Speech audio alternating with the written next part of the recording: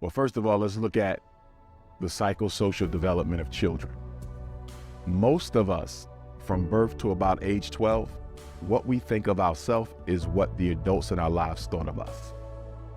Our self-concept is literally the internalization of the opinions of adult others. You follow? So if you say, I got a 12-year-old boy in my football team, his self-esteem is through the ground, Doc. What can I do? What you have to do is speak life into him with positive affirmations and comments and strength.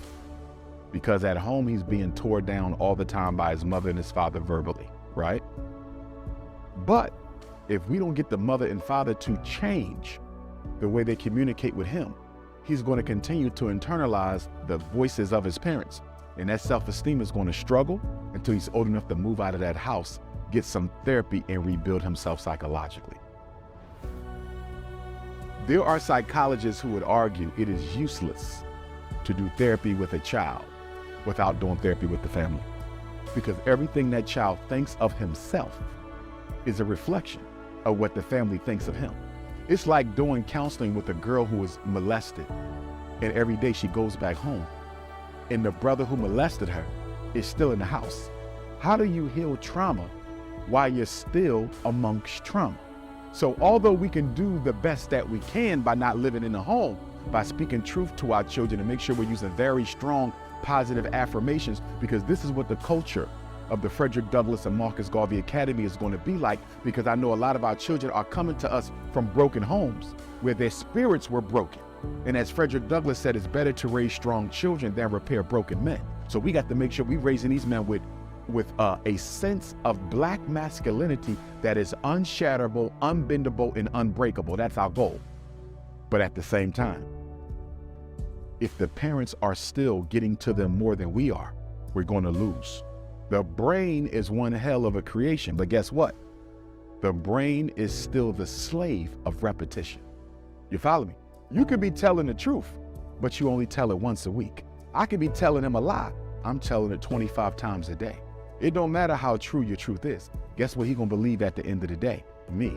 It's like the Black woman who gets verbally and physically abused by her lover. She's gorgeous. Halle Berry is an example. She has been in some emotionally abusive relationships. Halle Berry is a beautiful woman.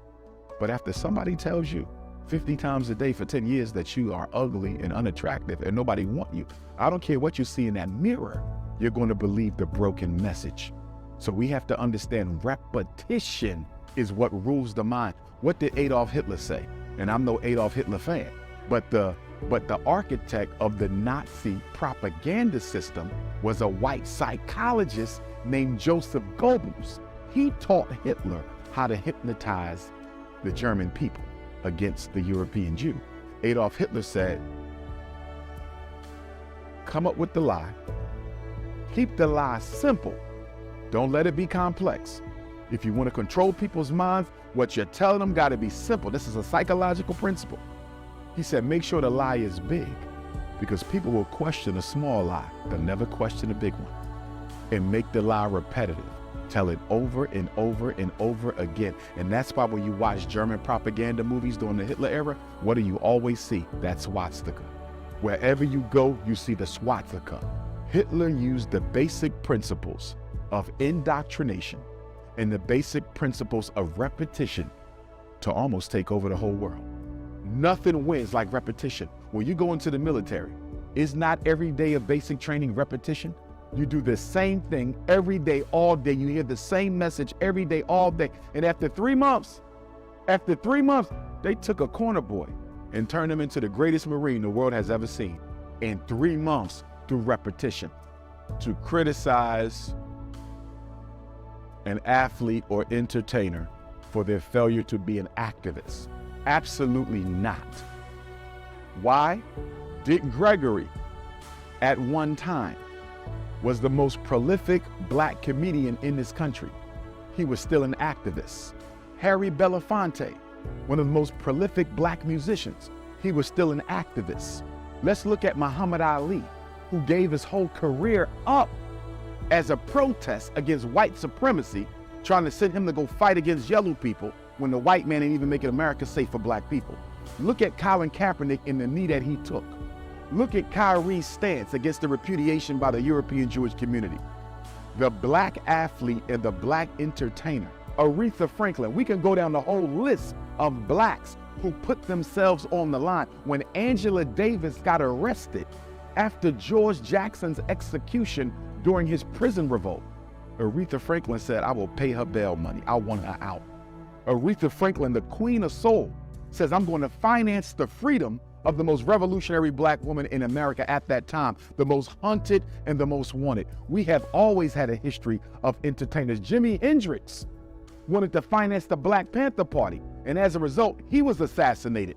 Let's look at Sam Cooke, who was friends with Malcolm and Ali, Jim Brown, and Sam Cooke said, when Malcolm and King come together, I'm going to finance the movement.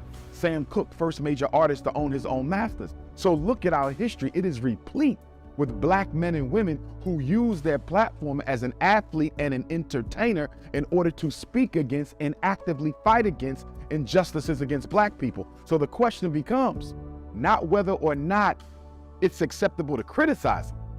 The question in reverse is, why does the 21st century Negro athlete get a pass where no other athlete has received one? I got 6 degrees, doctor, most known black school psychologist ever.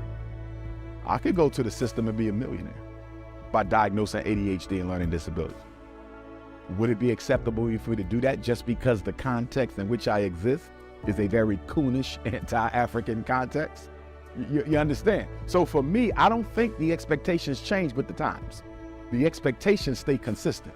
So when I'm looking at my political work, I'm not comparing myself to Jesse Jackson and Al Sharpton, because that's not much. I'm comparing myself to the ancestors. I'm comparing myself directly to Garvey. How am I stacking up?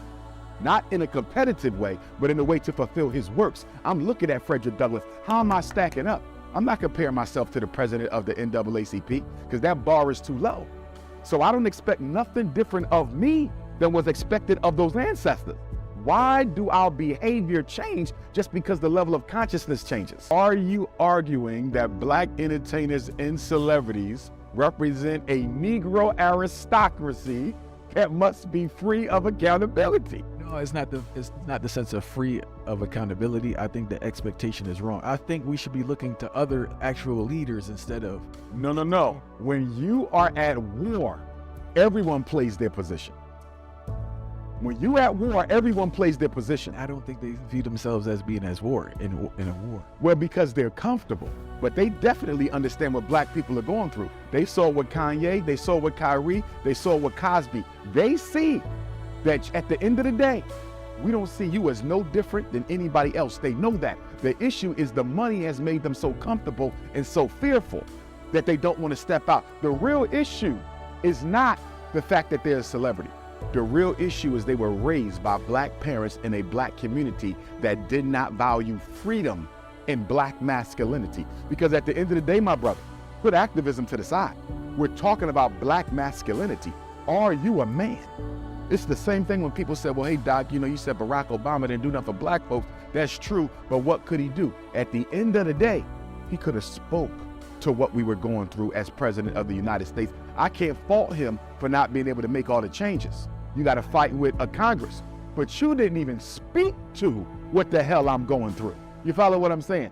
Are you a man? Because here's my thing. If an athlete, if a football player, if a rapper is going to tell me because of where I am and who I am, I cannot fight, then don't ever call yourself a man again. Because a man is not made a man by his circumstances.